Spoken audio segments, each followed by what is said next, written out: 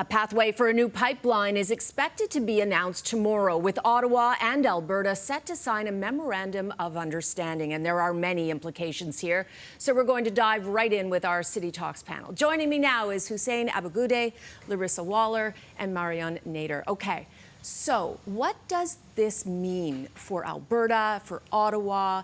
Is this going to finally repair some of the damage to the relationship between Alberta and Ottawa? Larissa, I'm going to start with you on this one. So I think we should think about pipelines like they used to think about the St. Lawrence Seaway or the railroad.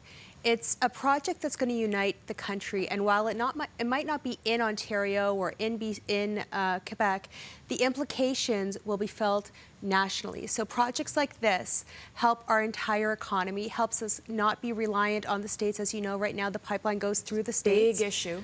The ability for us to get our oil to Tidewater is of national interest, and I really commend both Premier Smith and the Prime Minister for putting aside historical political rivalries and moving forward on this. Are we going to create a new political rivalry, though, with BC and Ottawa? Mara, and you're nodding here. I think so, and that's fine because there is an issue, getting the product to Tidewater, but it's how they're doing it that's the problem. So Alberta, Saskatchewan, and Ottawa are all having these conversations about a project that's happening in BC that BC is not at the table at. So that is an issue, and not really taking into consideration the issues that BC has. And also there's another level of government that's not being discussed, that's at the table, which is the First Nations. So this MOU or this project has environmental, political, and economic consequences. Is Mark Carney forging a better relationship with Alberta at the price of his relationship with BC? Oh, not at all. I think the Prime Minister's job is to be the leader in the Dominion, keeping Canada united. I think with the MOU, and let's wait and see what the MOU says tomorrow.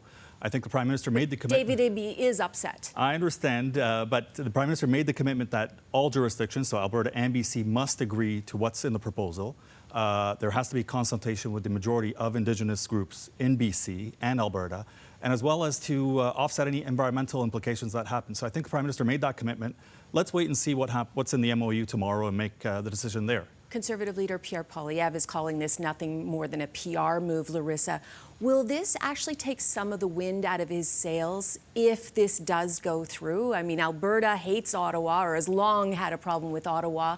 That's where his base is. Will this harm him in any way if it goes through? I don't think it harms him at all. Pierre Poilievre and the Conservatives have long been champions of Canada's ethical, clean oil supply. And I don't think that somebody else finally seeing what they've been saying for the last 10, 20 years. It's not going to turn Alberta liberal all of a sudden? It's not going to turn Alberta liberal. It's not going to hurt Pierre Poilievre's credibility. If anything, it'll just reinforce that what he's saying for so long has been true. Okay, let's turn to when is a flip of the tongue or a quick comment actually going to harm you. We've seen two examples this week that raised headlines. One is Mark Carney dismissing a question about Trump, and the other is Doug Ford, Ontario Premier Doug Ford, calling out protesters in the legislature. Let's have a listen.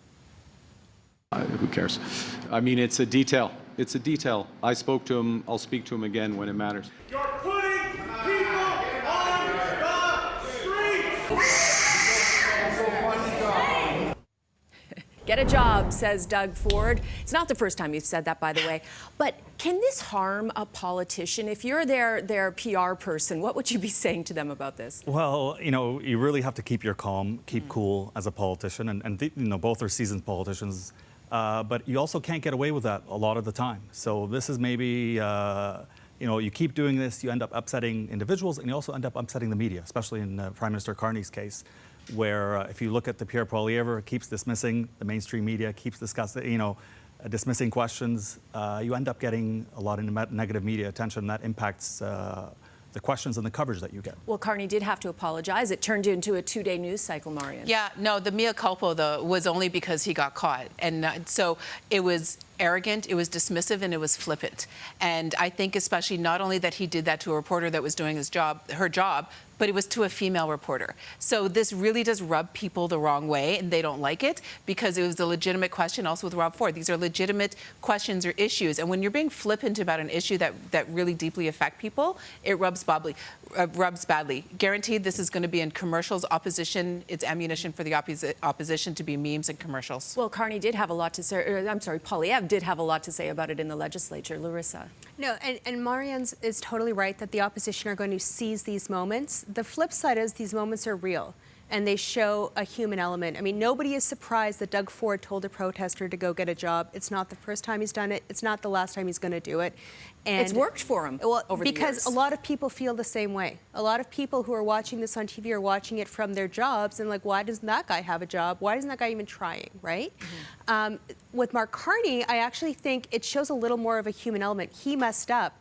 So, for a guy who never messes up, never misspeaks. So I think while it's dangerous to do it often, especially with somebody who has kind of that prime ministerial air about him, it's almost refreshing that even he can misspeak or say something that's actually on his mind. Okay, I have to bring up a new Leger poll. Last topic here.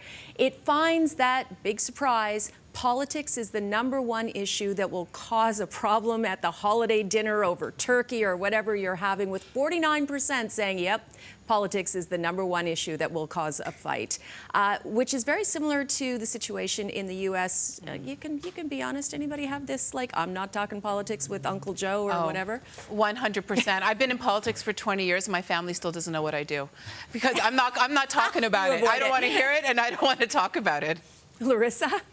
In the green room, we were all creating our family stories that none of us will ever say on television. We cannot.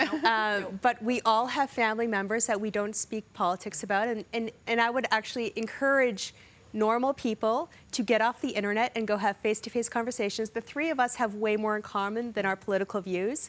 And I think that's true around the kitchen table. And I'm going to give you the final word. I think for so long as Canadians, we've been very shy about asking other people, other individuals, other people with different political viewpoints or different, cultural backgrounds. Maybe if you're friends with somebody, it's okay as long as there's some understanding, politeness, respectful. I think people are willing to engage and talk. But I think for so long we've been shying away from having any discussion, and that builds up a lot of misinformation over time. And that can actually cause the problems that the poll might speak about. On that note, all right, well, hopefully no family feuds over the Christmas and holidays. Thank you very much for joining us. Thanks. Thank you. Thank you.